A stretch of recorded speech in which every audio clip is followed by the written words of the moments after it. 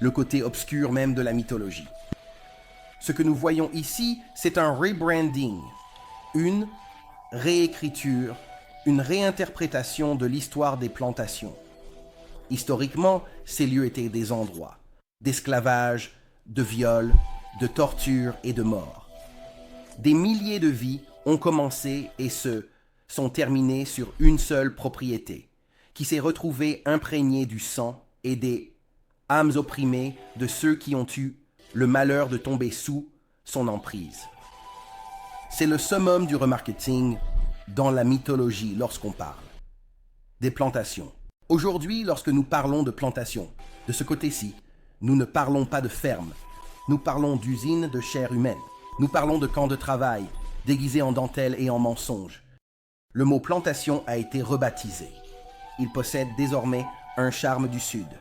C'est un site historique, une destination pour les mariages et le déni. Mais disons la vérité, ce n'étaient pas des foyers paisibles. C'étaient des machines de guerre économiques, alimentées par des corps africains volés. Sucre, coton, tabac, riz, les récoltes étaient le profit. Les gens étaient la propriété. Les plantations étaient des nœuds de systématisation mondiale. Un système bâti sur le génocide, le viol et la naissance forcée. L'esclavage n'était pas un effet secondaire, c'était le but. Alors, comment ce cauchemar est-il devenu de la nostalgie? Et c'est simple, par la mythologie. Après la guerre de sécession, le Sud n'a pas seulement perdu la guerre, il a perdu la supériorité morale. Et pour la retrouver, il a réécrit l'histoire.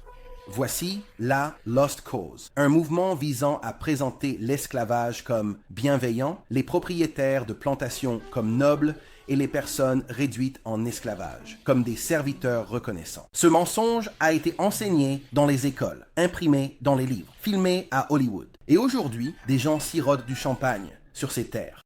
Mais les arbres et la terre s'en souviennent. On ne peut pas bâtir une romance sur un cimetière. Ce n'étaient pas des maîtres, c'étaient des tyrans. Ils fouettaient des enfants, ils faisaient reproduire les femmes.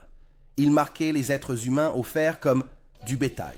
La marchandisation du traumatisme se poursuit, les plantations devenant aujourd'hui des lieux d'événements, l'esclavage servant de décor, la souffrance des Noirs reléguée en note de bas de page.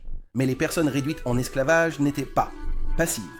Elles ont résisté, elles se sont échappées, elles se sont révoltées, elles ont survécu. Et ce faisant, elles ont réfuté le mythe de la suprématie blanche à sa racine.